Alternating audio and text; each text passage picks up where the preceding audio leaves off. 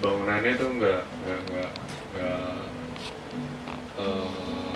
jadi sebuah objek, jadi dia lebih berusaha orang bisa masuk ke dalam terus ngerasain setiap sisinya itu kayak sebuah perjalanan. Arsitektur itu wadah untuk mengalami interior dan eksterior itu secara bersamaan gitu. Terus arsitektur lebih ke untuk itu sih, mewadahi, jadi nggak yang terlalu menonjol. Filosofi orang-orang Asia Timur tentang Zen gitu, mungkin yang isi adalah kosong adalah isi. Mungkin filosofi itu udah mendarah daging di masyarakat Asia Timur sehingga mempengaruhi arsitekturnya juga gitu. Sebenarnya Toyo itu mas taunya dari sana ini gitu ya kan, tadi kasus Seijima itu kan belajar dari Toyo itu. Setelah itu dari Toyo itu ada kasus Seijima. Di kasus Seijima itu Sosei Fujimoto dan Junya Ishigami itu bekerja bersama-sama di bawah. Jadi kalau misalkan desain mereka kadang dibilang ada kemiripan, adalah yang mendarah dagingnya dari Toyo itu, karena itu di situ ada desain dari kasus Seijima-nya itu. Kalau misalkan setelah itu ada yang namanya Sosei Fujimoto dan Junya Ishigami, ya Fotronnya itu semua mungkin desainnya mirip banget sama Sana A, karena mereka semua pernah belajar dari Sana A. Mereka hampir sama itu mungkin karena warnanya mereka tuh biasanya pakai warna putih. Tapi saya tahu kalau warna putih itu yang dari Shisho Fujimoto, kenapa dia selalu pakai warna putih, karena dia itu ingin sebuah arsitektur dia itu pure pengalaman ruang.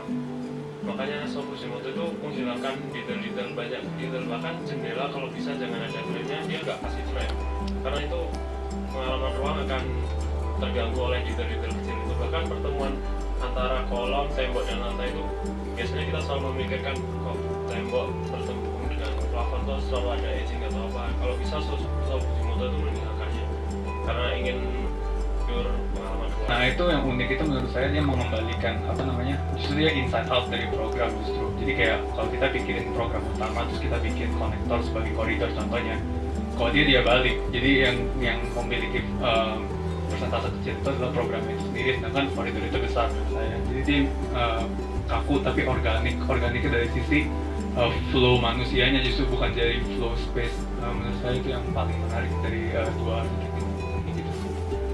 Betul yang dikatakan, emang tanah di Jepang kan mahal. Nah makanya dia manfaatin kalau bisa sekecil-kecilnya kolom biar nggak buang space juga. Karena dia lebih mengutamakan flow space manusianya di dalamnya sendiri, jadi makanya mungkin kesan space-nya tuh netral, terus nggak banyak detail juga.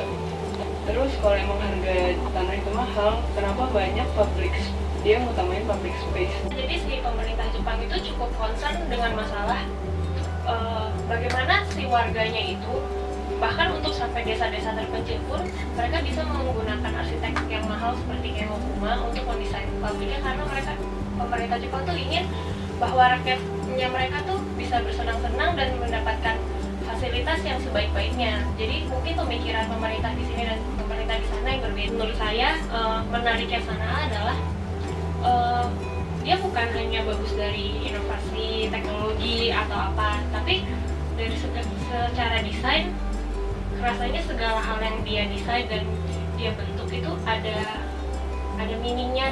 Sebenarnya space seperti apa yang dibutuhkan untuk kita, untuk seorang manusia, untuk bersosial, untuk hidup, untuk berinteraksi. Menurut saya menarik, unik dari sana, dari partinya.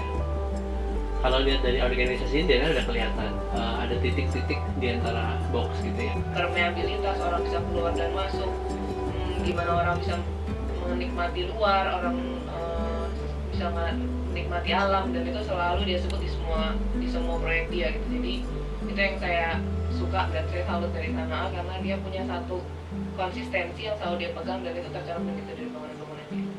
Kalau dari saya sendiri sih sebenarnya sukanya dari pendekatannya yang menurut saya simpel ya dan down to earth gitu. Terus saya sebenarnya tadi sempat baca di ada kayak paper penelitian kalau Demepur karyanya Sanaa ini nggak akan berarti apa-apa kalau nggak ada manusianya.